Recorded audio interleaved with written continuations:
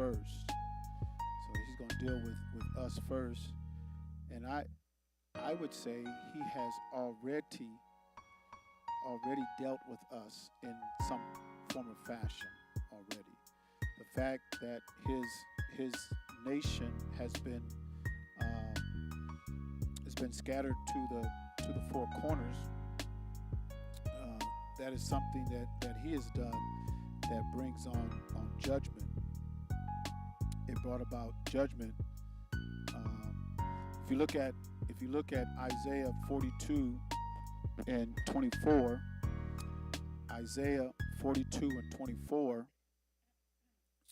he says, "Who gave Jacob for a spoil and Yasharel to the robbers? Did not Yahuwah, he against whom we have sinned?" Is it up there? It's not up there yet. Oh. Are we Isaiah 42, verse number 24. And those who are at home that's following along, I do pray that you have your book. He tells us to open up the book and read. Open up the book and read. So if you don't have a book, then you're not being obedient. Whether you have the physical book or Isaiah 42 and 24, or you have it digitalized. I do most of my study through a digital or on my tablet here. I've got the Bible. I got different versions. I can go out on the internet and look things up and do some research. So I have everything right here on my tablet. But if you come to a meeting that we're having, whether it's the middle of the week or it's on the Shabbat, and you don't have your book, you ain't prepared to open up the book and read, then you're not being obedient unto him. He encourages us, and throughout history, he's told our ancestors to read the book, and then he's placed responsibility to teach the book on those he has chosen. The time of the forming of the nation, he had chose the tribe of Levi to be the priestly tribe amongst all his brethren, and they were supposed to teach. You had scribes. You also had, not only did you have scribes, but you had prophets. You had the school of prophets. But everybody had scrolls or to read and research from the scrolls. Come on down. On down. We're kind of live now, but just want everybody to just come on down to the front here. All right, so Isaiah 42 and 24, he says, "Who gave Jacob for a spoil and Yasharel to the robbers? Did not Yahuwah, he against whom we have sinned?" So that's a part of the judgment that was upon Yasharel. You know, he is, when he says, "I'm going to deal with my house first," judgment begins at the house of Yahuwah. It started with his people. He prophesied what his people would do, what would become of his people before they even left the wilderness. He had prophesied. How many of us have read Deuteronomy 28? The first 15 verses is dealing with the blessings. After that, he deals with the curses because you would not keep Torah. You would not keep his instruction book. Sin is the transgression of his law. Are you am I on that? Can you hear me? Okay. I thought, yeah, it's important. I want to thank the parents and grandparents allowing me to teach these children, but it's important that our sons and our daughters get this. I'm telling you, it's extremely important that you get it at a young age. I wish I was at your age, Benny, Noah, Robert. I wish I was at your age and got this teaching. And the fact that you're hearing about Yasharel, his chosen people, and who you are. We didn't hear that as a child. We didn't get that. Our lives probably would be. I mean, we've changed our lives since we've learned, but we could have had a rollout of a life that was really different than what it is now if we would have known, if we were raised in this. You guys are truly Baruch. You know what I mean when I say Baruch? You're blessed. You guys are Baruch to get this kind of teaching. We're teaching our sons, our daughters, our grandchildren. We're teaching them because that's a commandment. It is a commandment to teach your children. And not only do you teach them, but you teach them how to teach. Because you can give somebody, y'all know the old saying, you can give somebody a fish and you can feed them for today. But if you teach them how to fish, feed them for a lifetime. So this is really important to get this down on the inside. It says, he against whom we have sinned, because sin is a transgression of his law. That's what sin is. If anybody asks you, well, what is sin? What's sin? Sin is a transgression of his law. That's what sin is. So the transgression of his law, for he against whom we have sinned, for they would not walk in his ways, neither were they obedient unto his law. And so we're in this condition.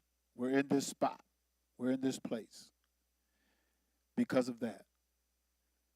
And this might be a little interactive on tonight because I'm going to ask some questions.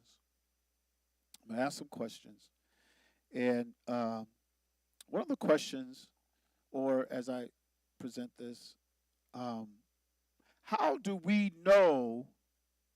How do we learn? How are we educated when it comes to knowing who Yahuwah is? Now, well, somebody say, well, I got his Ruach. I got his spirit. So having his spirit, it teaches me of him. Have you opened up a King James Bible? Now, if you can answer yes, I've opened up a King James Bible. And if you do it digitally, they'll tell you who has rights over the King James Bible, because you can go back to authorization and everything, and they'll tell you the throne of England has the rights to the King James Bible. Now, did y'all hear that?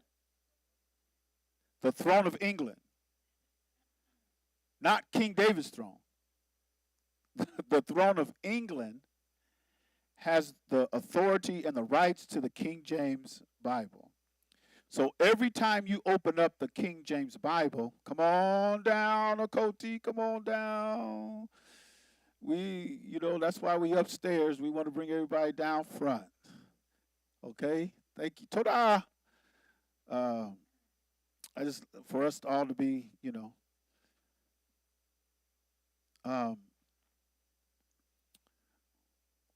the King James, the authority and the rights, the publication, the copyrights, all of that belongs to the throne of England. So my next question is the throne of England the Israelites? They're not. They're not. They are not the direct descendants of Abraham, Isaac, Jacob, or the 12 tribes. They're not. But we give them reverence, and when we read the book, we're reading it through their lens, the way they wrote it. So our Messiah did not speak English. So when you talk about the throne of England, you're talking about the Anglo-Saxons, and they spoke English. Our Messiah did not speak English. He did not speak English. Our Messiah did not speak Greek. In fact, we have in Acts, we can go to the book of Acts, chapter 22, verse number 1 and 2. Let's go to there. Acts 22, verse 1 and 2. Men and brethren, fathers, hear ye my defense, which I make now unto you. Listen to verse number 2. Is it up there? Okay. Verse number 2. And when they heard that he spake in the Aramaic tongue. Is that what it says? When they heard that he spake in the English tongue. It don't say that, does it? He spoke Latin. No, it don't say it. It says, and when they heard that he spake in the Hebrew tongue to them, they kept the more silence. They were listening to him in the Hebrew tongue. If Shaul would have spoke to him in Greek or Latin, I ain't listening to you. You don't have my audience. I'm not going to keep step with you. See, we don't have the mindset that the children of Yasharel has. We don't have it today. We do not have it today. It's been crawling in me last couple days because talked with a brother a few days ago that knows that those who came over in the transatlantic slave trade were descendants of Israel. He knows it. He is a descendant of the Israelites of this book because his ancestry comes from the transatlantic slave trade. But in our conversation, I was talking to him, there was nothing in his ruach that was of the mindset of the Israel of this book. Nothing in his ruach. Conquered. And we heard Shaul say, I'm more than a conqueror. Yeah, he's been more than conquered by Christianity to the point where there was nothing in his conversation that brought him to the people of the book, even though he knew it. There was no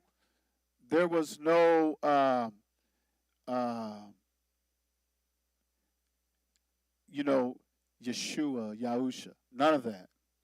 There was no the Ten Commandments, keeping the Shabbat, none of that. There was nothing of that order, nothing.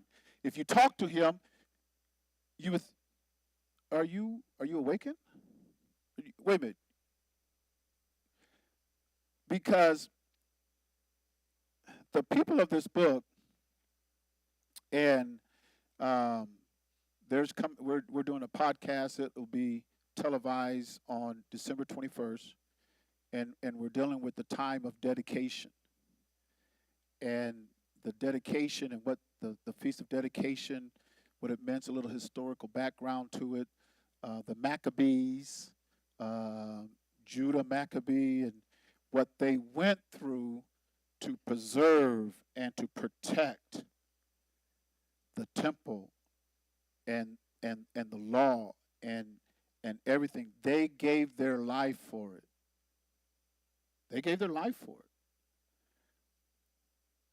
And the bravery, these were men of such character and men of such integrity that they would give their life for this. Like these people said, you speak to us in Hebrew, we're going to listen. You speak to us in Greek or Latin, you might as well keep stepping. You have no audience here because of their regard and their respect for their culture. You don't have that. You don't see that too often today. You don't see that. You don't see people fighting for the culture. And a lot of people say, well, why should I fight for the culture? Because you don't understand that this book teaches culture.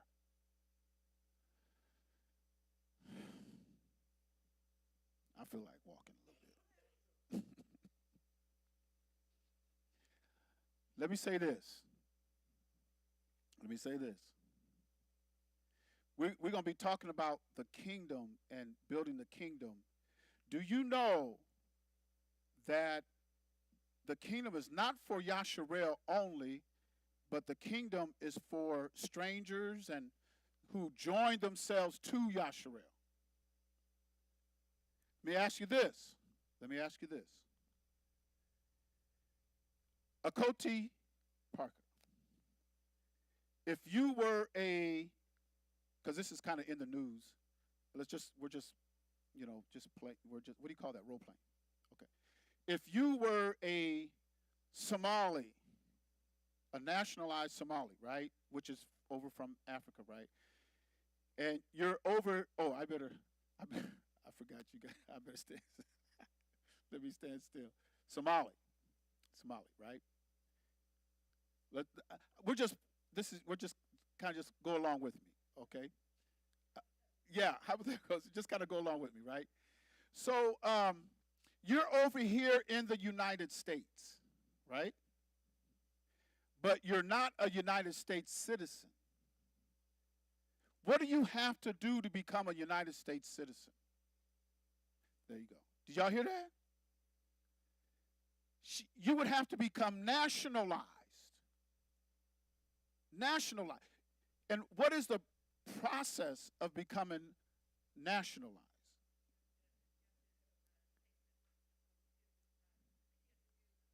Pass a test. Right. Oh, sorry.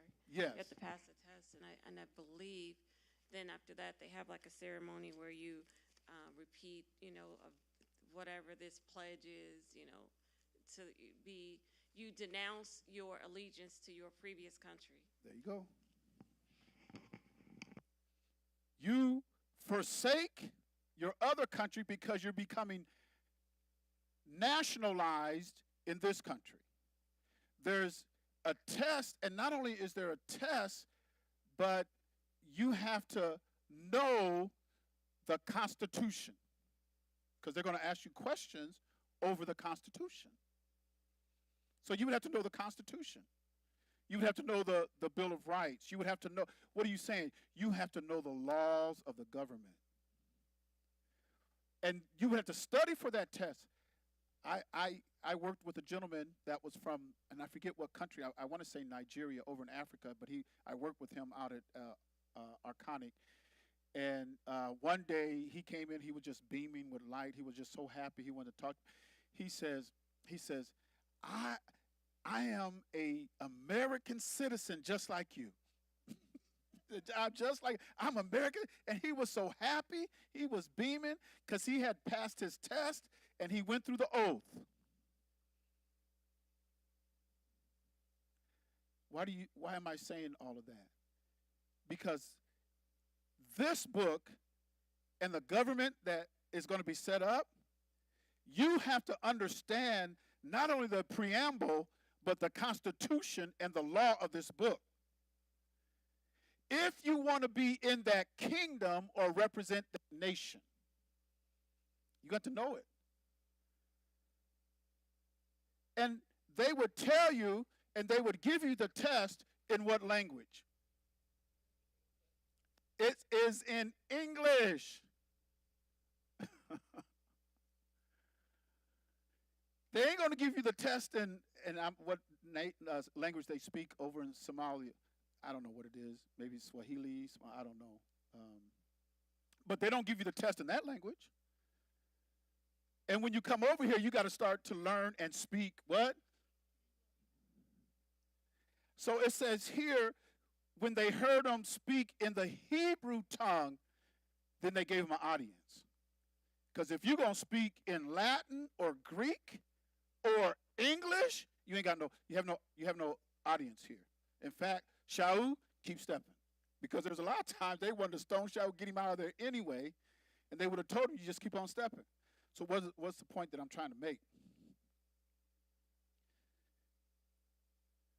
This book was written to a people that Yah had made a covenant with. It was not written to the Ethiopians, because that was a nation at the time. It wasn't written to the Egyptians. Yasharel came out of Egypt. It wasn't written to them. It wasn't written to the Canaanites. These are the nations, and all those nations that I just named are African nations. And that was the people that they were amongst, that they lived amongst, and not only did they live amongst them, they inbred with them. Judah, first wife, was a Canaanite. He had 3 sons by a Canaanite wife. We see all through the Bible where they married Canaanite. Moses married an Ethiopian. In the 24th chapter of Leviticus, some woman had married an Egyptian and had a son by an Egyptian. Yeah, and Joseph did too. The priest of On, and he had her daughter. And so you had, but all of these nations were African nations. So we have a book that is written to a people, but we give credence and respect and honor. Now they didn't. They didn't. Because, and you read Hebrews 11, those folks, they would rather die than reject their nation. Oh no, I'm an Israelite. And so when you, the more I get into this and study this and read it and understand it, got a whole bunch of sellouts today. You folks ain't nothing but sellouts. You ashamed to be a Hebrew Israelite? You ain't nothing but a sellout. You don't understand dedication. You don't understand the Maccabean period. You don't understand Judah Maccabee. You don't understand they put their lives on the line. They was willing to die for this nation. You know who else was willing to die for this nation? Yahusha. He was willing to die. Well, because y'all might not believe me. Let's read it. In John chapter 11 and verse number 49. John 11:49. And one of them, named Caiaphas, being the high priest that same year, said unto them, Ye know nothing at all, nor consider that it is expedient for us that one man should die for the people, and that the whole nation perish not. Specifically, a nation, not the world. And this spake he not of himself, but being high priest that year, he prophesied that Yahusha should die for that nation. He singles it out. And not for that nation only, but that also he should gather together in one the children of Yahuwah that were scattered abroad. Now, who's he talking about there? He's talking about Yahshua, but who was scattered abroad before? The northern tribe. The northern tribe had been scattered. By the time our Messiah came in, you just had the southern kingdom. The northern kingdom had already been scattered. So he said, not just for the southern kingdom, but for the northern kingdom, those who have been scattered abroad. One thing that's going to come back, probably before our Messiah comes or at the time of his coming, is going to be that national pride in Yasharel. And you know what? When strangers come in, they're going to have to be like what we just talked about, being a nationalized citizen. They would have to do that. They would have to, in fact, you have to come under Torah. Even in the 56th chapter of Isaiah, it talks about it. Those who keep my covenant. Even though they're strangers, they can come in and be a part of it, but they got to keep my covenant. They got to keep my covenant. And so those who understand, we're going to get to a day, we're not there yet, but it is happening. We're going to get to the day where we're going to be excited and and understanding, yes, I'm an Israelite. Yes. Hallelujah. Yes, I am an Israelite. And I'm not ashamed of it. And our children are going to be raised in it to where they're going to know. They're Israelites. They're not ashamed of it. Because when he talks about, I'm going to deal with my house first, and we see how he's dealing with Yasharel, it's not that he's going to leave other nations out, because he's not. He's going to judge them too. But like we was reading in Isaiah, back to Isaiah 42 and verse 24, who gave Yaakov for a spoil and Yasharel to the robbers? Who did that? Did not Yahuwah? Because I told you, I'm going to deal with my house first. Because listen to what their judgment was. He against whom we have sinned, for they would not walk in his ways. Remember, and it says that in Jeremiah, right? Teach them the old paths, the old way, where they'll find rest for their souls. But the people said, what? We ain't walking in that. We ain't walking in that way. And you see it now. You see it now. We got to return, and you try to tell folks, hey, we got to return back to this covenant. We got to go back to the covenant. If you want to be gathered and get out of here, we got to return back to the covenant. And you got people now, and you got people in leadership positions who do all this teaching and everything that leads people away from the covenant. I'm telling you, Christianity is a strong drug.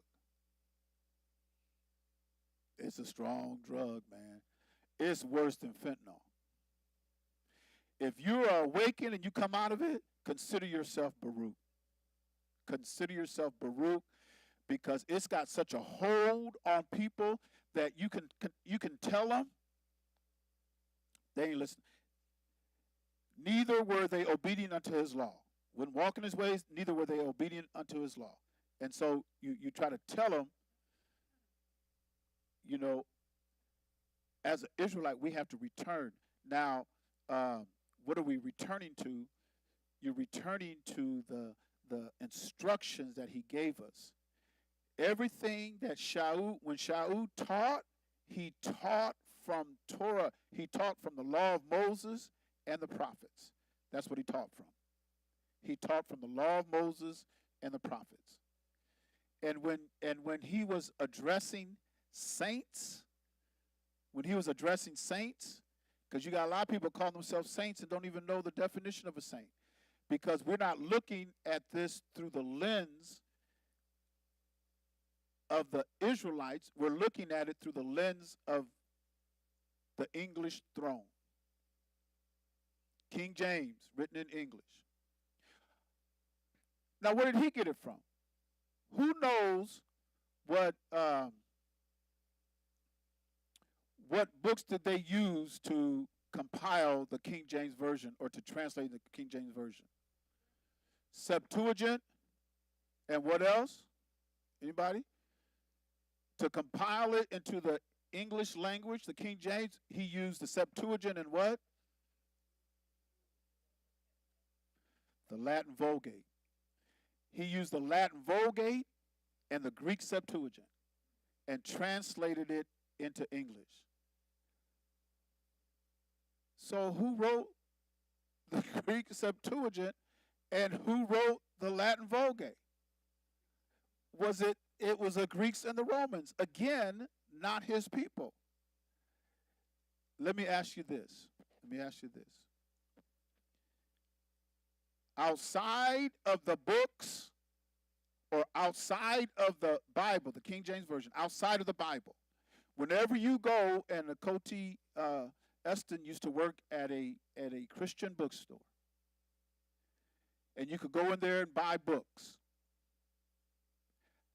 I'm going to guess, but I would say 90 to 95% of the books in her bookstore were written by non-Israelites.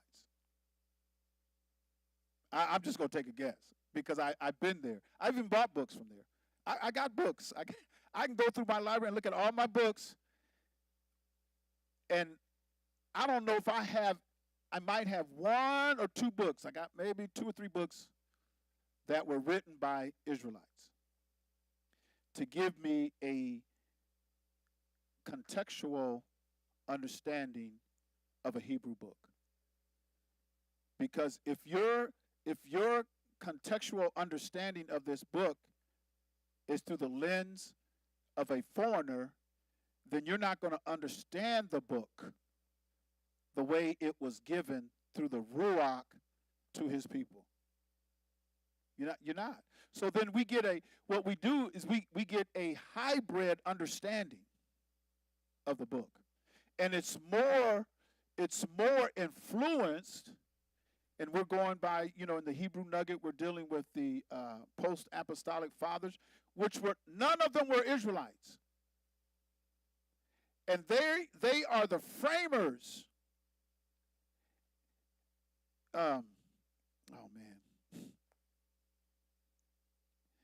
They are the framers of what we call Christianity. The people who are the framers of Christianity, not one of them was an Israelite. So why is that important? Well, let's look at Psalms 147 and verse 19. Psalms 147 and verse 19. He showeth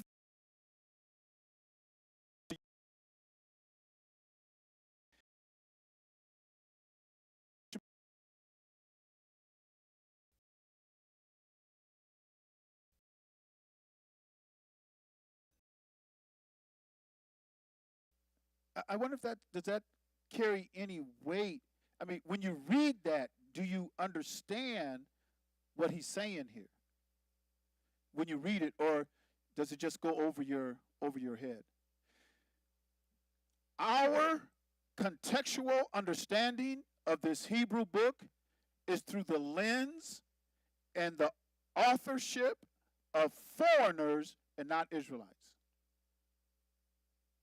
And that does make a difference.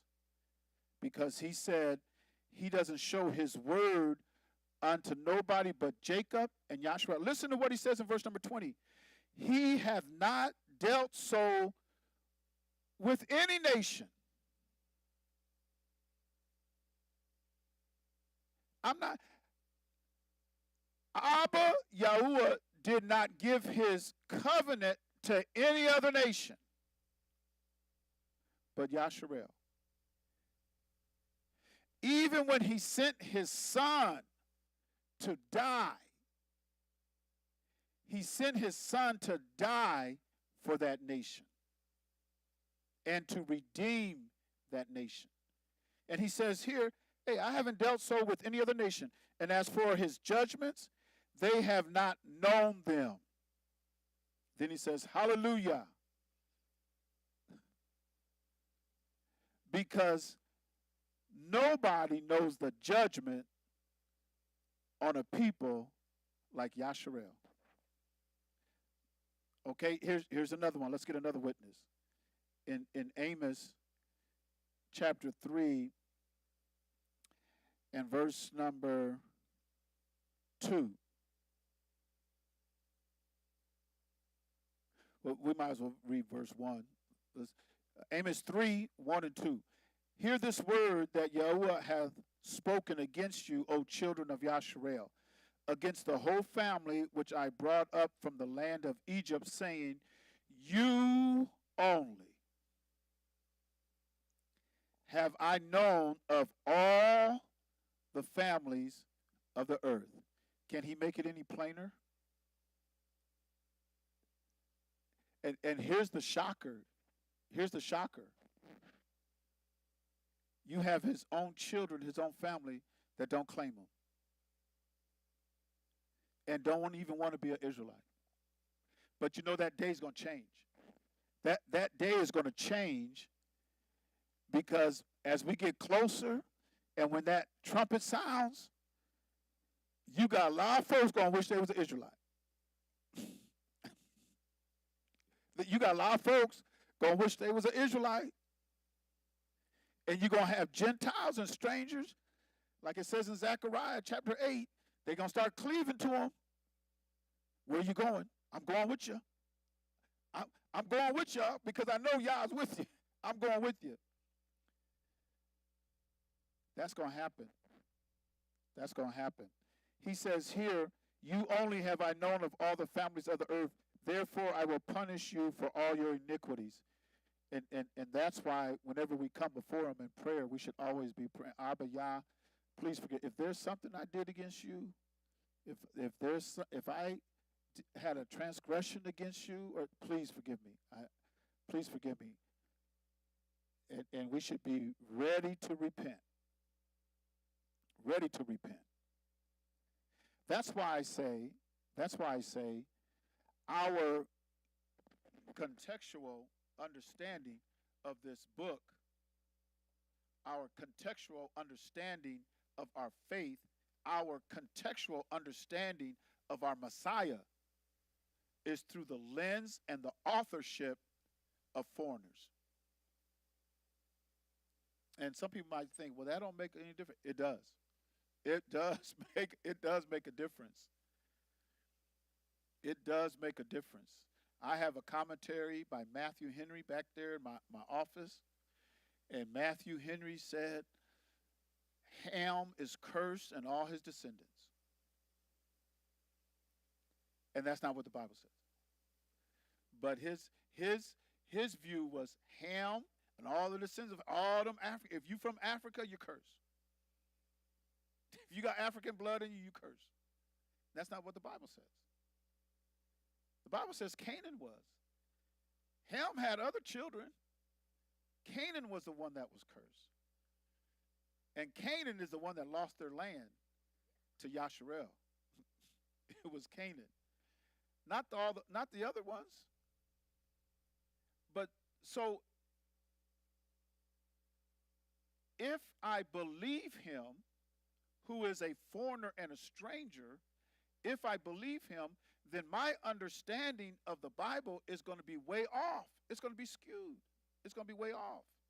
Because I'm believing and listening to somebody that has bias and prejudice against his own people, against Yah's people. And that was the first commentary I was instructed to get when I told my pastor, my feeder, I believe Yah called me to the ministry. I believe I'm called to the ministry. Get you a commentary, get you a Matthew Henry commentary. I'll never forget it. I'll never forget it. And that's what I did, because that's what we do. That's how powerful a teacher is. When you have a teacher and a feeder, that's how powerful they are. Because when he said it, I trust him. Okay, I'm going to give me a whole copy of Matthew Henry. And I was reading it. I read through them for years. Whenever I did my study, I was studying certain verses and certain Bible or certain books of the Bible, whatever. Then I would go to his commentary and I would read what his commentary was. And that formed my understanding and my belief. He helped form my belief in this book. Listen to how powerful that is. Your belief of this book is formed by the context and the contextual authorship of people it wasn't even written to. I don't know if it's landing. Maybe I didn't explain it right. Huh? You understand what I'm saying? So your whole belief system, the way you believe it, it's not through the contextual authorship and those who authored of this book. It's not through them who it was given through. It's through foreigners who hated Yahshua. They didn't like them people. They did not like them, and we cleaved to that. And it was roughing me up because I was talking to this man. I'm going, I couldn't tell that he was awake at all, and I had to come to the conclusion. I don't think he's awakened at all. I don't think he is awakened, because when you say you are awakened to you know who you are. Let me show you. It's in the Bible in Deuteronomy chapter 30, and let's start at verse number 1. Deuteronomy chapter 30 and verse number 1. Let's listen to what he said. And it shall come to pass when all these things are come upon thee, the blessing, you can start with Deuteronomy 28, the first part of it, and the curse. There's curses in Deuteronomy 27, and there's curses in Deuteronomy 29. But he says, when all these things are come upon thee, the blessing and the curse, which I have set before thee, listen to this. And thou shalt do what? Call them to mind. What does that mean, call them to mind? To remember them. I got to understand this now. I have to understand it. It has to be in my intellect. It has to be in my mind. It has to be something that I think on. Because we were never taught to think on the curses. No, don't think about it. That's not what this book says. See, when somebody gives you the context of the book who are strangers and foreigners, you're not going to get the essence of the book. You're not going to get the message of the book, especially if you're an Israelite. Because they'll tell you, don't think about those curses. Oh, that ain't you. Oh, don't think about those curses. I don't know why you're reading Deuteronomy 28. Ain't no salvation in Deuteronomy 28. That's what they'll tell you. And you believe that because when you have a teacher or a raha, or you believe what they're teaching you, whether they're a stranger, foreigner, or whether they're an Israelite, you believe them. And then you form your belief system, and the faith that you have in Yah is formed through their contextual understanding of a book that wasn't even written to them. Because I kept wrestling with that. I talked to my wife about it. That, man, it just bothered me. But I had to come to an understanding.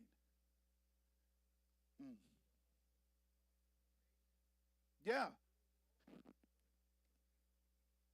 Absolutely. Absolutely. That's how we're taught. I don't deny that at all. I use myself as an example. It formed my faith, my belief, everything. Because I was of the persuasion, obey them that have the rule over you, for they watch for your soul. And submit because they have to give an account for you. So I obeyed them. And my wife would tell you, there's things we obeyed and we did even though I didn't agree. I didn't agree with it, but I don't want to be a rebel. And I was looked at as a leader here. So I wanted to, I didn't want to look like I was, man, he's against this, I didn't want to appear like that. Even though there's some stuff I'm going, man, that's not what the Bible's saying. But I did it anyway. And maybe that's why Yah opened my eyes, because my mind, I was open to, I had respect unto my elders and my leaders. I respected them, but my mind was open to receive. I didn't have a closed mind. My mind's open to Yah now. I'm closing my mind to strangers and foreigners. That's who I'm closing my mind to, but my mind is open to Yah and the men and the women that he's chosen to teach Torah. That's what my mind is open to. Listen what he says. And thou shalt call them to mind. What do I have to call to mind? Blessings and the curses. I got to call it to mind. Oh, y'all shouldn't be reading that. No, that's not what the book says. Let's open up the book and read. It says, call them to mind. Now listen where he says, among all the nations, whither Yahuwah thy Elohim hath driven thee. Because that's part of our punishment. When we read in Isaiah, we read in other, we got punished. He judged us because we broke his covenant. We transgressed his law. We wouldn't walk in his ways. We wouldn't obey his law. So I got to judge you. So you got to get out of the land. You ain't getting no inheritance. And you're going to go into all these other nations and you're going to serve. He even says you're going to serve gods, Elohim, that your fathers didn't know, wood and stone. And I'm telling you, this Bible don't lie. This Bible don't lie. Because Moses said that, what, 3,400 years ago? And it's true today. Man, can't tell me this book ain't alive. This is a living book. And then he says here, verse number 2, notice what he says. And shall return unto Yahuwah thy Elohah. He says, call them to mind. What do you call them to mind? Curses and the blessings. Blessings and the curses. I got to call them to mind in all these nations where he's driven up. And shall return unto Yahuwah thy Elohah, and shall obey his voice, according to all that I command thee this day. So when did Moses command Yasharel? In Sinai. He commanded them in Sinai because he didn't make it out of the wilderness because of one thing. One thing he did. He was supposed to speak to the rock. Instead of speaking to it, he smote it. And the Most High Yah let water come out. Because the first time he did it, nothing came out. So he smoked the rock again. And so Most High Yah says, he's not going to glorify me. Here, these people are thirsty. Give them the water. So a river came out of the rock and everything. But Yah didn't forget. So when it was time to pass over, he says, I'm going to let you look at the land. Took him up in the mountain. I'm going to let you look at it, but you can't go in it because you didn't glorify me. Because the higher up you go before Yah, in all these positions, you go up higher and stuff, it's narrow.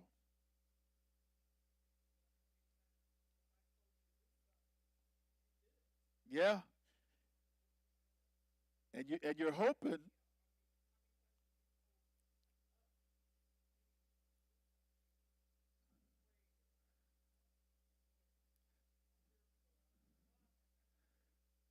Right. Right. When he tells you to do something and you're afraid or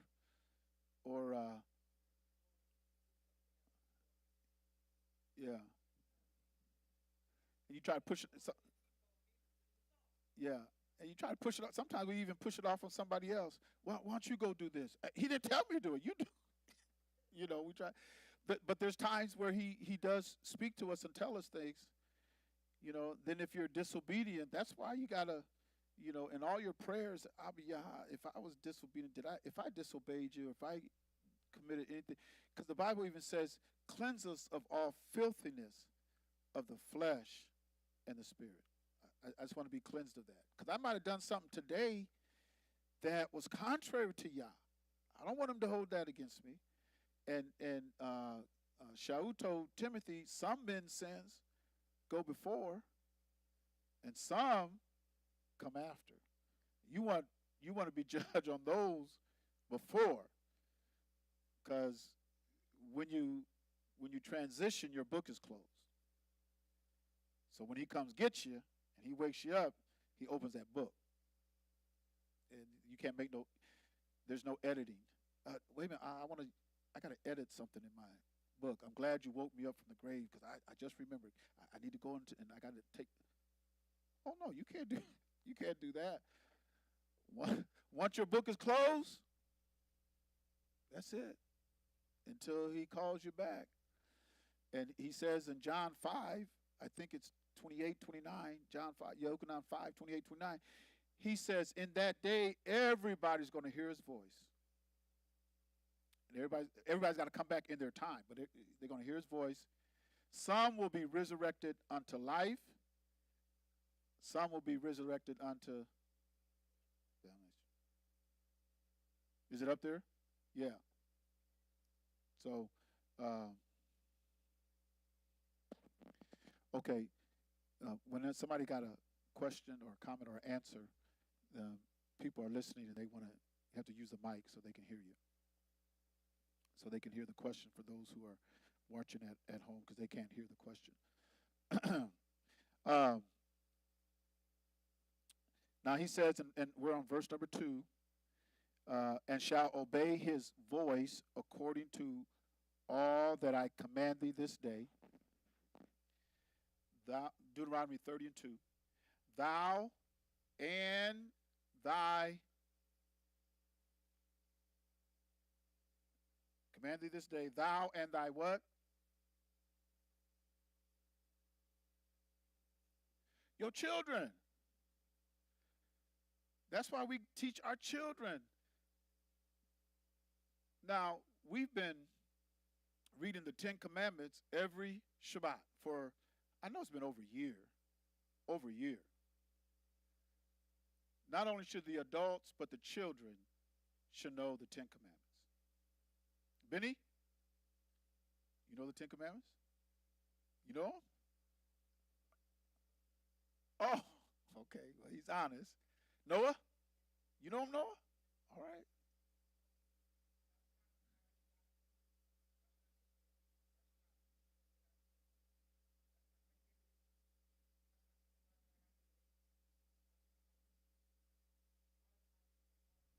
Right.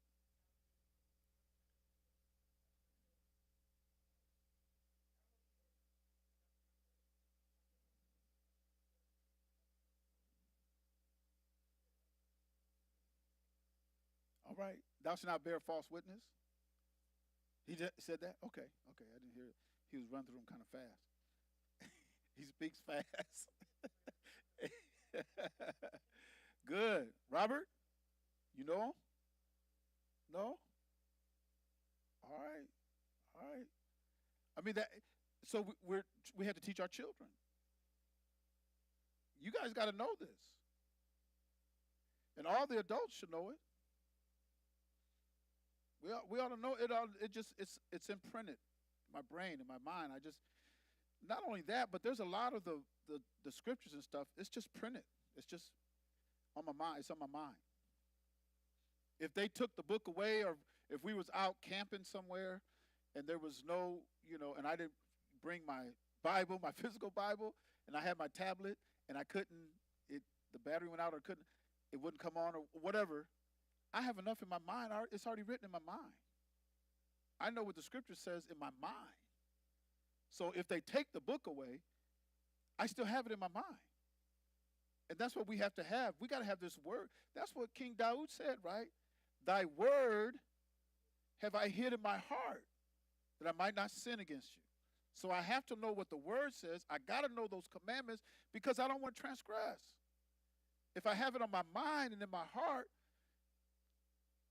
if I get to the place where you're enticed or whatever, alarm or something should go off. Hey, stop, whoa. You know what the word says. Something ought to happen like that. Because if you just go, then the word, you don't have the word, and if you don't have the word, you don't have the ruach, because the ruach and his word, they're associated together. And then he says, thy children, now notice you have to do it with all thy heart and with all thy soul. Now verse number 3, that then Yahuwah thy Elohah will turn thy captivity and have compassion upon thee, and will return and gather thee from all the nation, whither Yahuwah thy Elohah hath scattered thee. So this is the day that we're looking for, to where, and this ties in with Revelation, the blowing of the trumpet, the gathering of his people. Yahusha said this in Matthew 24 and verse 31, almost verbatim, almost the same thing verbatim. So this is the day that we're looking for, to where we're going to be gathered. We're going to hear that trumpet and we're going to be gathered. But before that day comes, he says this: you have to remember, you have to return. So once Yasharel returns to this book, and that's what religions don't want to happen. They don't want that to happen. They teach another faith. Another faith. Yes, there's going to be a gathering. Some folks is coming through the air, Some folks by land, some folks by water. It's going to be a great gathering. It's going to be a great gathering. And I think that's what Shaul was talking about.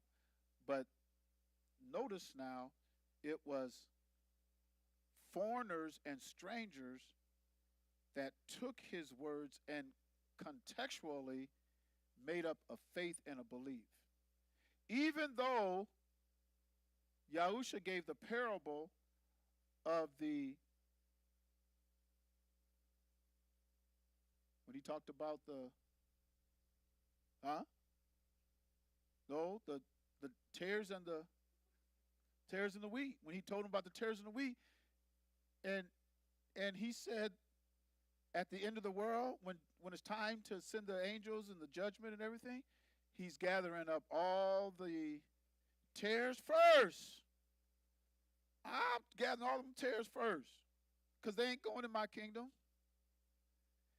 But like I said, when we allow foreigners and strangers to contextualize our book and form our thinking and what we believe, and that's why you have a lot of people teaching a pre-trib rapture, because they misunderstand it.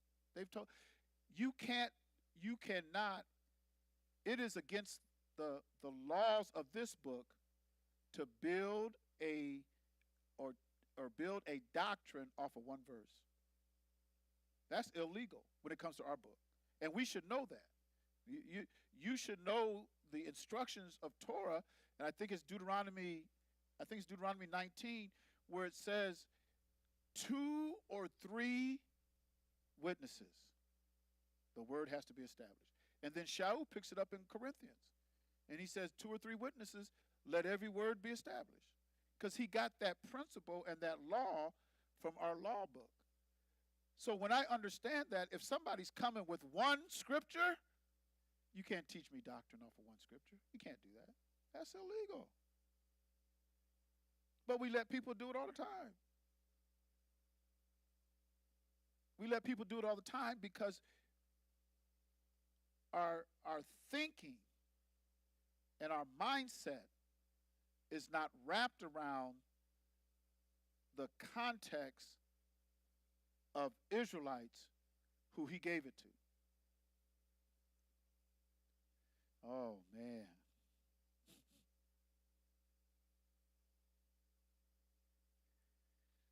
I was about to say something.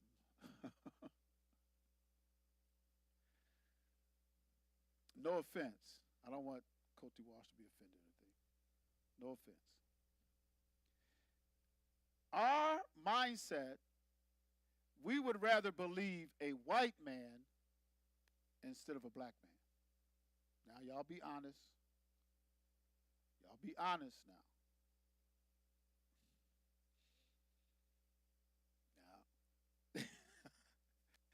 It's hard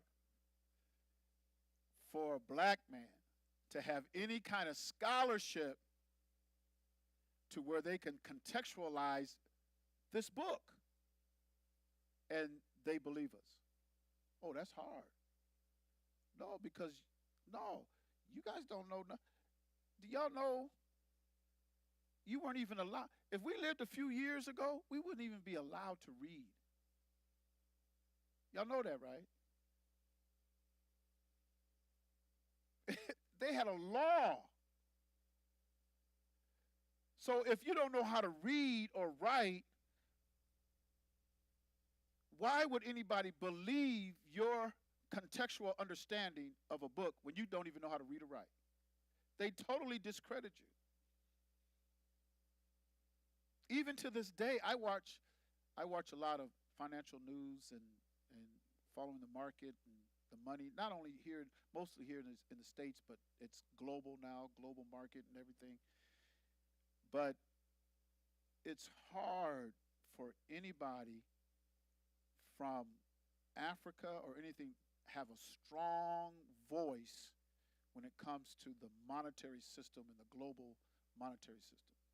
It's starting to shift now, but it's shifting over from the West, which is Europe and the States. It's shifting from the West to where? Anybody know?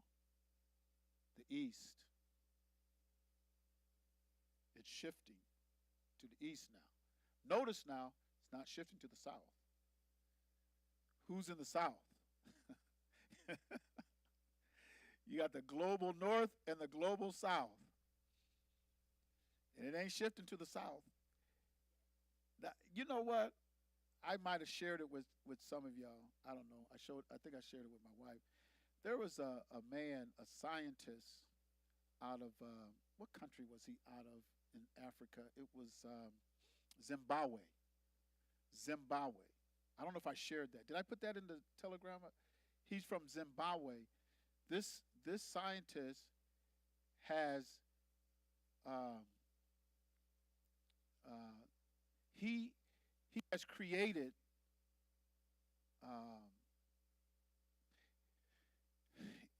what he's been able to do is take the radio waves out of the air, put it into a converter, and this box he converts it to energy so that it can power your car. It can power all the electronics in your house. He's been able to do that. So he has a car, and they're over there in Africa. They don't use no gas or no batteries because he has a converter inside the car that pulls the radio waves out of the air, and he converts it into energy that'll power your car. You never have to charge it, and you never go to a gas station. And he tried to get a patent to protect the intellectual, the property, intellectual property, to protect it, and they wouldn't give him a patent. Because they said what you developed and what you discovered goes against the laws of physics. So they won't give him a patent. Him and his partner that came up with it, his partner died mysteriously, and he was poisoned. But he lived. Remember I was showing you that?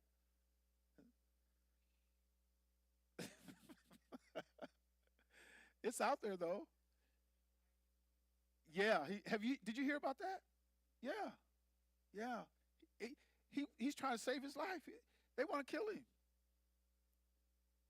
A brilliant mind like that, instead of, allowing him to create his company, he would be bigger than Elon Musk. Bill Gates, he surpassed him. They don't want that. They don't want that. How could that brilliance come out of Zimbabwe? That's unheard of.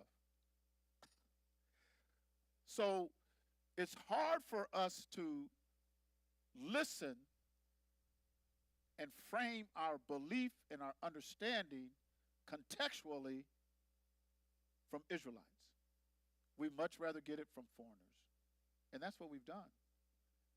And it says right here in verse number 4, he says, if any of thine be driven out unto the outmost parts of heaven, from thence will Yahuwah thy Elohim gather thee, and from thence will he fetch thee. Notice now, the outermost parts of the Shamaim, and everywhere on the four corners, wherever they are, he's going to gather them. Now let me show you who else said that. In Matthew 24 and 31.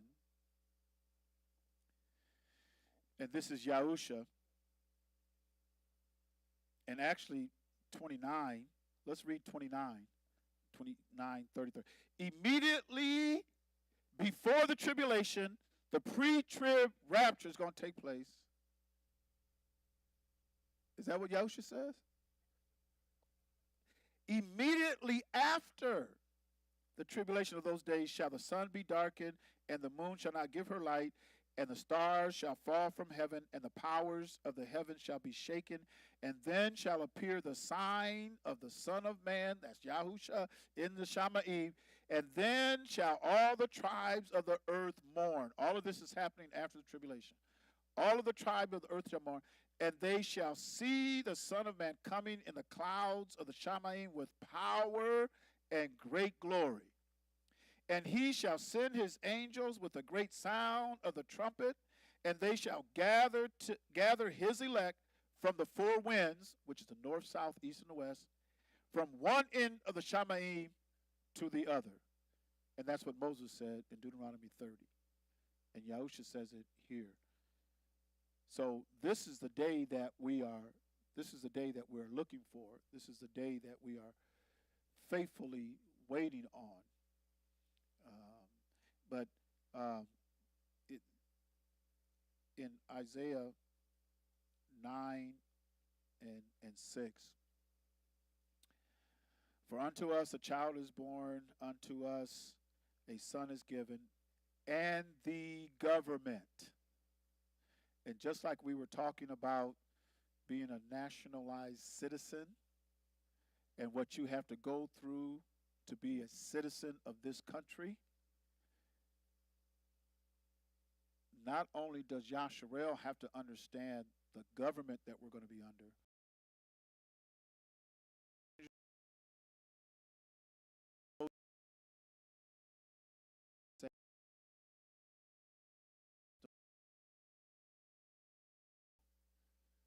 they're going to have to keep the Sabbath. You're going to have to keep the feast days, because he talks about it in Zechariah 14, right? About Sukkot. And that's a future. Zechariah is dealing with the future. And he says, any nation that don't want to keep my Sukkot, you're going to have the plagues come on you. So the new moon, the Shabbat, the feast, because the government is going to be upon his shoulder. His name shall be called Wonderful, Counselor, the Mighty Elohim, the Everlasting Father, the Prince of Peace. That's our Messiah. That's Yahusha, our King. Yahusha. And our book says he is the King of Kings. And I don't know about you, but I want to see him. I want to see him in all his woolly hair, because his hair is woolly. And it might look like a mop, or it might have some dreads in it. And it's going to be white. It's going to show because he's the Ancient of Days. But his hair is going to be woolly.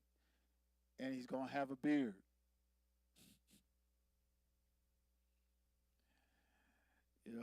I'm telling you, he's not going to look like the world's been telling you. He ain't going to look like that. Burning brass, which means he's melanated. He is melanated. Yeah, he's darker complected than me. He's darker than me. I don't know. I'm trying to, and because we weren't supposed to paint any pictures of him. That was not our culture. We don't make deity. We don't paint pictures of deity. We don't do that. But the Bible does give us description, how his appearance will be and everything. But he don't look like that blonde hair, blue-eyed, pink, Jesus. He don't look like that. And it's no offense, because the Bible even tells us. The problem is we have been beaten down for so long that people don't even love themselves. They don't love themselves. And that's a shame. That's a shame. My time is up. I could go on for a little longer, but we're going to call it quits. Of the increase of his government. Notice now it says, of the increase of his government. The increase of his government and peace, there shall be no end. So if you plan on making the kingdom, you're going to be brought under the laws, statutes, the commands of this book. Our Constitution, just like it was stated, when you want to be a nationalized citizen of this United States, you have to understand the Constitution. You have to read the Constitution. You probably don't have to repeat it verbatim, but you have to understand the Constitution, the Bill of Rights. You have to understand the laws of the land, and you have to swear to an oath. I haven't heard what the oath is. Has anybody heard what the oath is? I don't know what the oath is, but you have to swear to an oath. They make you raise your right hand, I think. All the nationalized citizens, you have to raise your right hand, repeat after me, and there's an oath that you have to say. You have to announce your allegiance to to be a nationalized citizen here. You have to denounce your allegiance to another country. If you're from another country, you got to denounce that. Pledge of allegiance. Yeah, yeah, yeah, yeah. And see, people, I mean, we're going to be brought under that government, all Israelites. And then those who are strangers and sojourners that sojourn with us and strange, they have to be brought under it. And they have to give their allegiance to it and to live under it. It says the increase of his government and peace, there shall be no end. It's not going to end. Upon the throne of Daud, because he made a covenant with Daud in Samuel, upon the throne of Daud and upon his kingdom, to order it and to establish it with judgment and with justice from henceforth, even forever. Even forever. So I don't know about all these Christian folks who denounce the law and don't want to be, I ain't under the law, I ain't gonna live under no law. I guess they're saying they ain't gonna be in the kingdom then. I guess they're not gonna be in the kingdom. Huh? Oh, well, yeah, yeah. But this is what he says right here. In verse number 7 is where he's going to be, because he was promised, the Most High promised King Daud that his throne would be forever, and his son would sit on Yahusha is the son of David, but he's going to sit on that throne, and he's going to be the king forever. Yep, and yeah, he's reigning here on earth, and where he is, there we shall be. So if he's here on earth, we're going to be here on earth. We're going to be here on earth. Some of us are going to get glorified bodies. Some of us aren't. Because he does have those that he has given birth to, that he promised eternal life. And that we were going to get a body like his, a glorified body. So you have some, because there's going to be different hierarchy in the kingdom. There's going to be birth in the kingdom. The kingdom is going to grow. He says, your seed is going to be like the stars in the Shamaim. Sand by sand. I mean, it's going to be huge. But there's a lot of people that's not going to make it. A lot of people's going to die. And if anybody wants to transgress and not keep his Shabbat or his feast days or get caught eating swine, he's going to take them, and you can look into that dimension where you see folks where the worm doesn't die and the fire's not quenched. And when you see it, I obey. I'm going to obey, because that's not a place you want to go. It's not a place. But he says, I'm going to take you there and I'm going to let you see it, which means you'll be able to look into another dimension and see that. Just like Stephen looked up into the Shamaim, and he just cut open a hole in the sky, and he seen Yahusha standing in the Shamaim with all power. He didn't look out no neon light years away. No, he just cut open the sky, showed him in another dimension, showed him up there. So in Zechariah, you'll be able to see where all those people go. Everybody who transgressed against him. And I think once you see it once or twice, I think, yeah, I'm keeping every Shabbat. Yeah. I'm going to keep the Shabbat. All right, any questions, comments? Questions or comments? Did anybody follow? All right, with that, we're going to say shalom, and